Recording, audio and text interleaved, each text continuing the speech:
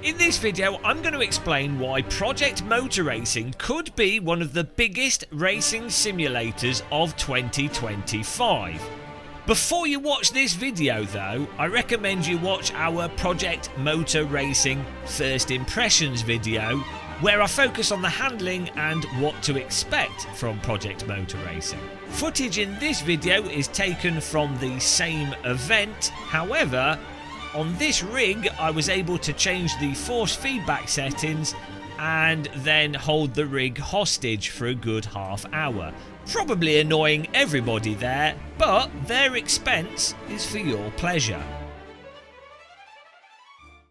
Remember, you have to be a subscriber if you want the power to be able to unsubscribe when I say something too critical about a simulator that you really like, and you can click the like button, though your hair will probably fall out, so be careful with your button clicking. Shill alert, I have an affiliate link for this game, so I could be incredibly biased. Keep that in mind when watching all YouTube content.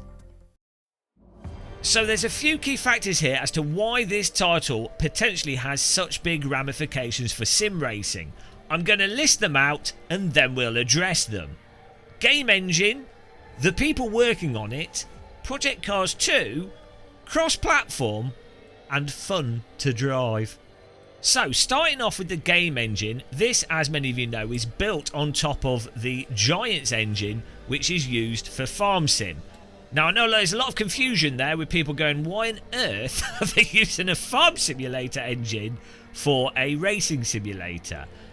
Well, the thing is, the farm sim engine, in terms of its basic construct and nature, is actually a pretty solid engine and is designed to run on a wide range of systems, that being games consoles, which are actually relatively slow, especially the older games consoles, up to mid-end or high-end gaming PCs. As you could see from this footage, this is already running on a ultra-wide monitor, and if you watch our other video, it's also already running on triple screen. Many of the other newer simulator titles are either brand new game engines that have really been built from the ground up, Assetto Corsa Evo for example, or they're based on Unreal Engine. In my opinion, when it comes to a racing simulator, the raw graphical fidelity is much less important than the actual basic function of the game engine, the basic consistency of the game engine, and for it to generally look good enough. And I think titles like Le Mans Ultimate have really bore this out in terms of the graphics and the visuals, is that it looks good enough. What matters is the actual driving and the gameplay, and really also doing things like supporting triple screen, ultra wides, VR headsets, and not having blurry anti-aliasing such as TSAA or having to use DLSS to get decent performance. The Giants engine is a tried and tested engine, cross-platform, and it does the features that you really want for a driving simulator.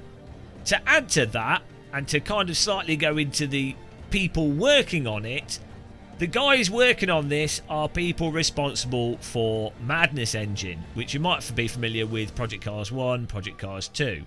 And that engine is probably the most spectacular graphics engine in terms of visuals to performance. So that is what really matters. It's all very well having something that looks nice, but if you can't hit really good frame rates or the game can't run stably, what is the point? And I feel like this could take on that heritage that you saw with the older Madness engine and maybe take this even further. Now, it's too early to say right now. Obviously, what we were experiencing at the press event was an early access build of the title, an early version of the title, but based on just the grass alone, I'm quite optimistic. And if, you know, when the grass is good in a game, normally a game is good. I stand by this. Grass is the ultimate decider, and the grass is already 10 out of 10. Maybe 9.5 out of 10. Could be a little bit better. But the engine and the people working on this make me really optimistic for where this can go. Now, another aspect with this game engine, the Giants engine, which is particularly interesting for sim racers, is the modding component of it. Now, nothing's really been stated for Project Motor Racing as to if it will do modding or to what degree. However, the Giants engine and Farm Simulator is quite well known for being a easy engine to work with for modders and quite easy to implement content in, with a file structure that's also quite accessible. And if you look at other PC simulators like the original Assetto Corsa, you can really see how a elegant or more simple to mod game is, the more likely you are to have mods for it. Now, that might be more complex with Project Motor Racing. They might move away from how it works with Farm Sim and other stuff. So, you know, there's a lot of speculation from me there. But the potential is for something that's quite spectacular on the modding side due to just the utility of the Giants engine. Depends what they do with it, though. Now, I have to mention Project Cars 2 again, because I don't think Project Cars 2 is really recognised within sim racing for how significant Project Cars 2 actually was for bringing sim racing to a wider audience. I've made videos on this, but very few people really mention it, and I don't think it's really in the sim racing consciousness. But when Project Cars 2 came out, it really achieved a massive crossover of console gamers to sim racers and PC sim racers. Or even the people that were on console, it really introduced them to the more sort of sim racing approach of driving, even if they never went to PC. The sort of pure PC sim racing type framework and culture, steering wheel, pedals, longer races, you know, that approach of sim racing. Project Cars 2 was probably one of the most significant titles ever released to bring people into sim racing, and this is pre-COVID.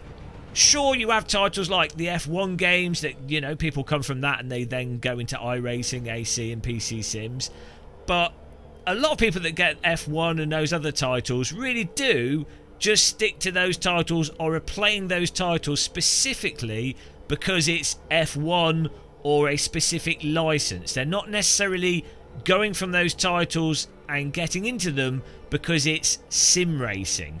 The joy of raw car handling, force feedback appreciation, and the sheer degradation, misery and despair that you get from sim racing. I think Project Cars 2 was probably, and still is, the most significant cross-platform title to get people into sim racing. And I really think this has the potential to achieve that as well. The focus of the content on this and the general culture behind this title is one of pure racing, pure race cars, and that essence of sim racing, but within, from what I can tell, a package that's generally more accessible, as you get with Project Cars 2, and maybe, in fairness, you do get that with the Gran Turismo titles and Forza to some extent.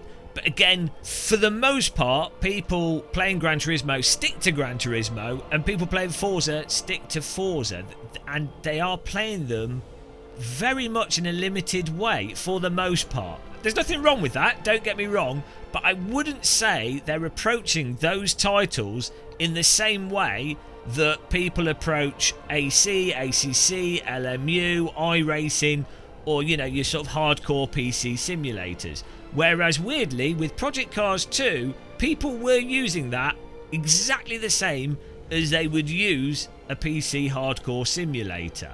And I really feel that's likely to be the case with Project Motor Racing as well. Though it's obviously going to depend on how well the developer supports things, how not buggy it is at launch, and how good they are at squashing any bugs that do occur. And also it's going to depend on the competition in the sim racing space, because it's certainly hotting up. If Kunos get the polish onto Evo that they're looking to achieve, and, you know, you've got LMU growing in popularity, and maybe there's more titles coming out towards the end of the year, It's getting hot. It's getting hot in here. We'll have to see which ends up standing out, and if there is people wanting to play multiple sims, or if they do gravitate to just one sim. But this sim being cross-platform and the focus and the heritage, I think it puts it in a good place. Lastly, and probably the most important aspect, is that Project Motor Racing, at least at the press event that I attended, was fundamentally fun to drive. Now, part of that could have been that I am certainly very biased to older GT cars. And I'm fed up of GT3. I'm fed up of modern stuff. I'm not that fed up of Formula Ford and F4, but I'm fed up of modern GT cars. I think they're so dull, tedious, placid, concrete slab cars in simulators to drive. Sadly, this does also have those vehicles, but some people like that. But I think a sim with vehicles that are fun to drive is just desperately needed. Obviously, fun's a subjective thing. Different people like different stuff. But, I think Gran Turismo caters to the road car thing very well. I think Evo and the original Assetto Corsa also cater to, or will do, cater to the, basic road car driving and all that kind of stuff. But when it comes to race cars in a modern simulator with the modern features, a single player, a structure, online, and what you'd expect from a modern simulator, having something that's not just bloody GT3, modern GT3, it's needed so bad, guys. And then also having something where the actual physics, the tyre model and the car behaviour allows you to balance the vehicles, play with slip, not have it be too easy or too sluggish, but also have it not just kill you as soon as you actually go over the limit or if you test the limit.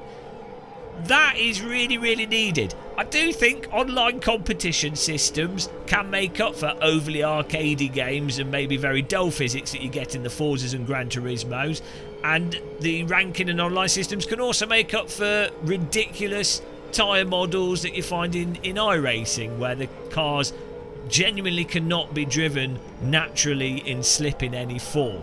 So online systems and structures and content can still make those other types of titles engaging, but we haven't really had something that's got that controllability at the limit, that's also a popular game, that also has competition online, that's also cross-platform. We're still waiting for that.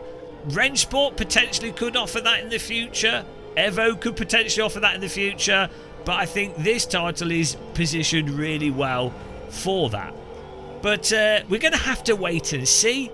We're just going to have to wait and see, guys. Who knows what's going to happen towards the end of this year. But I'm cautiously optimistic with Project Motor Racing, purely because the grass is so good.